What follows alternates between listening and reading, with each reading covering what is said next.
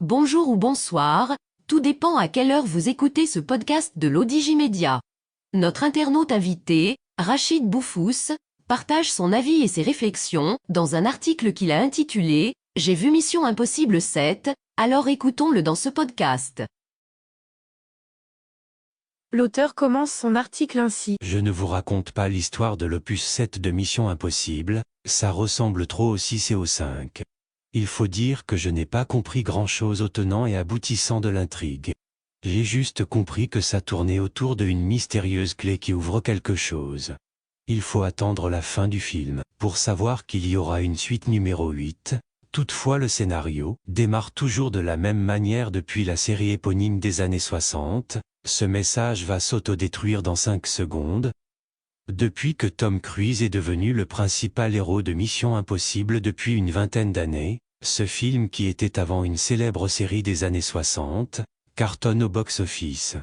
Il faut dire que l'acteur américain actuel et accessoirement haut représentant de la secte de Scientologie, fait lui-même des cascades dangereuses.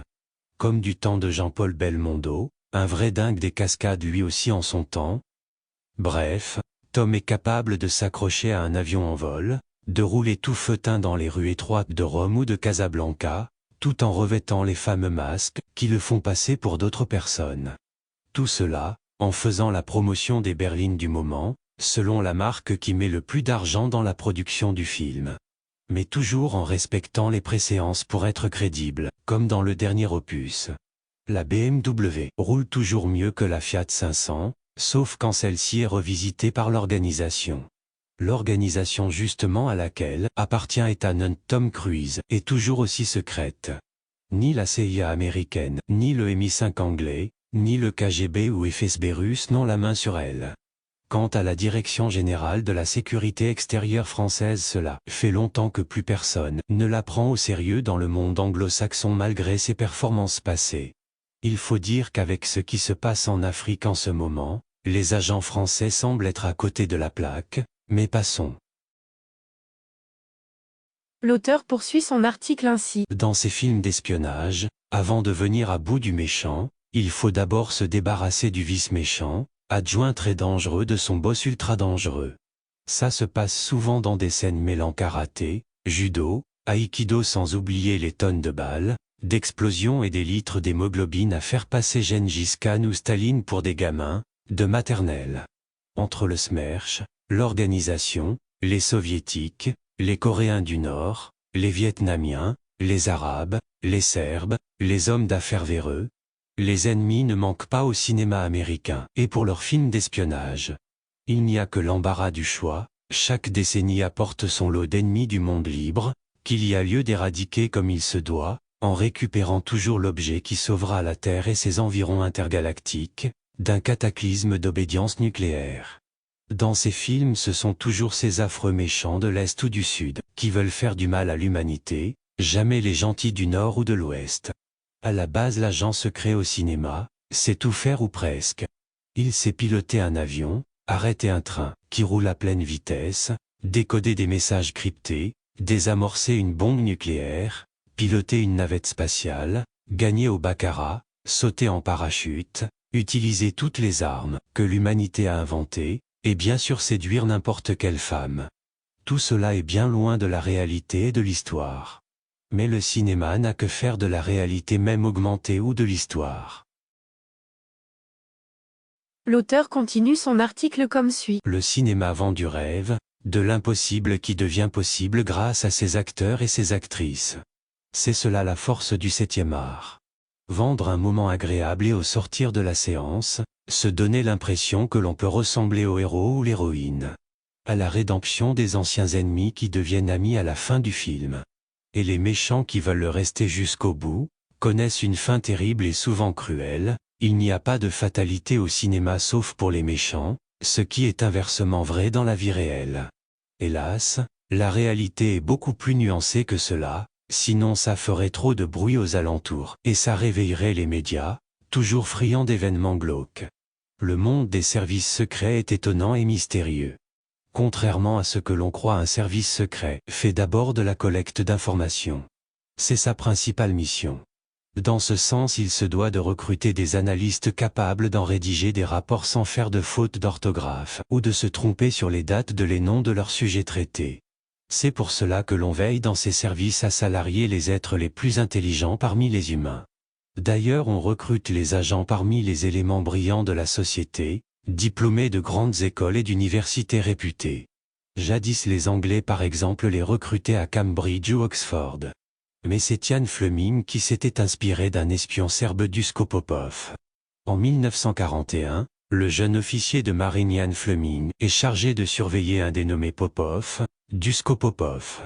L'homme est un agent double qui a réussi à infiltrer la BUER, les services de renseignement de l'armée allemande dirigés par l'amiral Canary.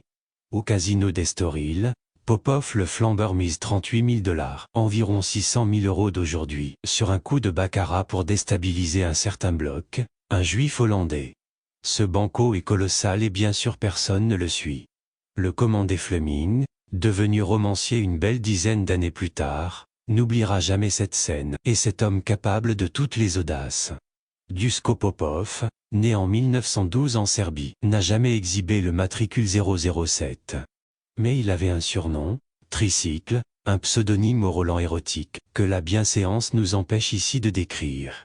Ce séducteur aux yeux bleus transparents, fils de bonne famille qui fréquentait la cour du roi de Yougoslavie, apprend toutes les langues européennes, dont le français, dans les meilleures écoles du vieux continent, dont il se fit tour à tour renvoyer.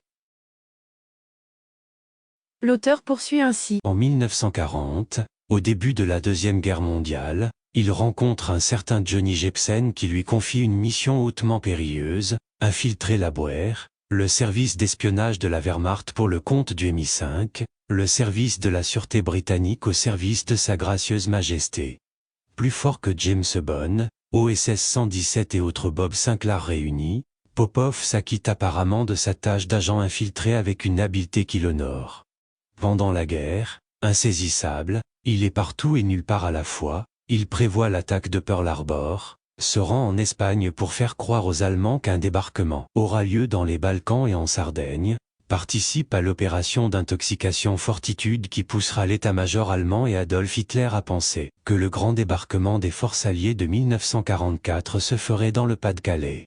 En s'inspirant de Popov, Fleming alla rendre les espions des humains au-dessus des autres avec la série James Bond 007, espion beau gosse, sachant manier son Walter PPK aussi bien que l'ouverture d'une bouteille de champagne Bollinger. L'acteur fétiche de la série de films fut le dandy Sean Connery avant de céder la place au gentil Roger Moore et plus tard au métallique Daniel Craig. On commençait à croire ce qu'on regardait au cinéma, jusqu'à ce que l'on apprenne que les espions, qui sont censés travailler au service de leur nation, pouvaient être aussi des traîtres à celle-ci, comme Kim Philby, nom de code, Stanley, Guy Burgess, nom de code, X, Donald Duar McLean, nom de code, Homer, Anthony Blunt, nom de code, Johnson et John Cairncross, bossaient pour les Russes soviétiques, qu'ils fournissaient en secret, vraiment secret. Le pire arriva en 1979, date du scandale qui entraîna la disgrâce officielle d'Anthony Blunt, qui était auparavant responsable des collections d'art privées de la reine d'Angleterre et éminent expert de Nicolas Poussin. Heureusement que les traîtres ne sont pas légion dans ce monde et finissent, soit par crever, soit par fuir ou sont échangés sur le fameux pont de Checkpoint Charlie entre les deux Berlin, car la capitale de l'Allemagne était séparée en deux zones d'influence. L'auteur indique ainsi. Le monde de l'espionnage reste assez divers. La plupart des agences font de la collecte d'informations grâce à leurs grandes oreilles, ces radars et détecteurs qui écoutent toutes les communications téléphoniques ou radio, épluchent les emails et scrutent les réseaux sociaux. D'ailleurs ces derniers sont surveillés ainsi que les téléphones intelligents avec caméra, depuis le 11 septembre 2001. Ces agences ont pour nom la NSA, par exemple dont les activités ont été révélées par un lanceur d'alerte, Edward Snowden, réfugié depuis chez Poutine en Russie. Dans ce monde interlope, on adore l'usage des silencieux au bout des armes ou du poison, de préférence radioactifs comme le polonium, pour raccourcir la vie de leurs adversaires dans d'atroces souffrances. Ces espions qui appartiennent au service action ne doivent pas non plus laisser de traces, sinon ils ne seraient plus secrets.